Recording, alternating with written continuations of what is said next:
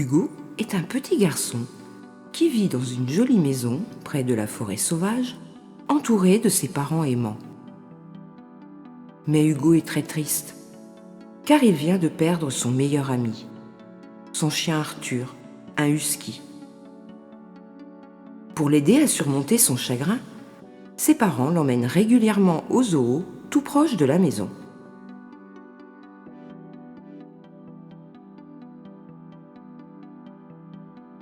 Arrivé au zoo, devant l'enclos des loups, Hugo s'exclame : « Maman, c'est ça un loup ?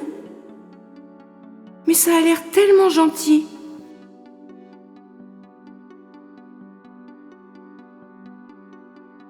Oh, celui-là ressemble beaucoup à Arthur. Et son museau est si joli, gris, presque brillant. Dis, maman, si on l'appelait Mika ? Oh oui, c'est un joli nom, Mika. Et à partir de ce jour, une grande complicité s'installe entre Hugo le petit garçon et Mika le loup sauvage. En retournant une nouvelle fois au zoo, Hugo apprend par un soigneur que la maman de Mika est morte. Cela lui fait beaucoup de peine pour son ami le loup.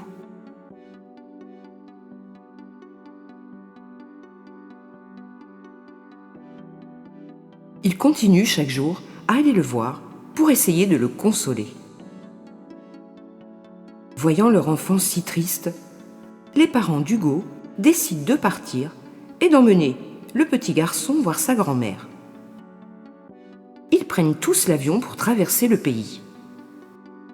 Malgré tout, le petit garçon pense fort à Mika.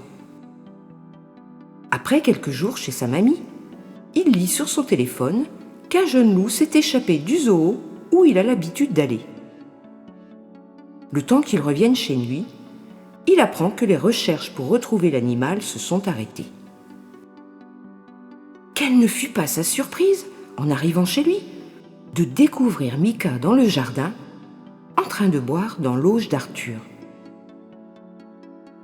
Voyant le visage rayonnant de leur fils face à ce spectacle, les parents décident d'adopter le loup, qui fait maintenant partie de la famille.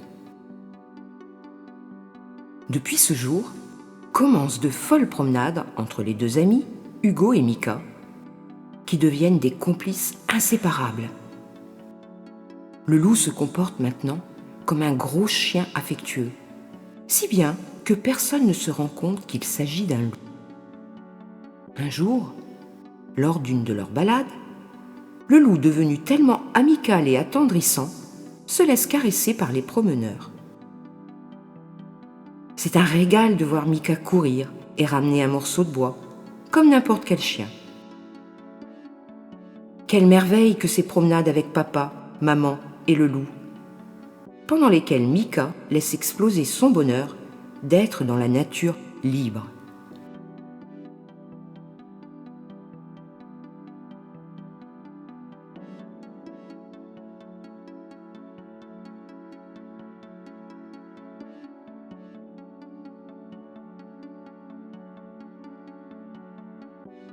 Mika, le loup, a trouvé sa place au sein de la famille, dans la petite maison. Il dort devant la cheminée et va même jusqu'à accepter de prendre des douches. Un loup peut-il devenir coquet ? Les mois passent ainsi. L'hiver arrive. C'est un délice de voir Mika jouer dans la neige.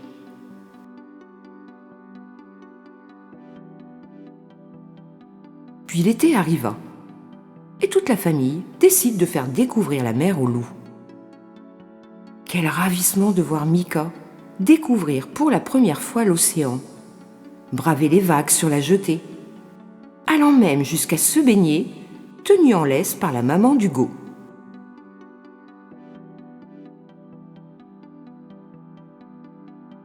De retour chez eux, lors d'une nouvelle balade, Hugo s'aperçoit que Mika a un comportement différent. Il renifle çà et là le sol, comme s'il avait découvert une piste. Papa explique à son fils que Mika a dû retrouver la trace de ses congénères Hugo réfléchit et comprend que son loup a besoin de fonder une famille. Bien que très triste, il décide par amour pour Mika de lui donner sa liberté.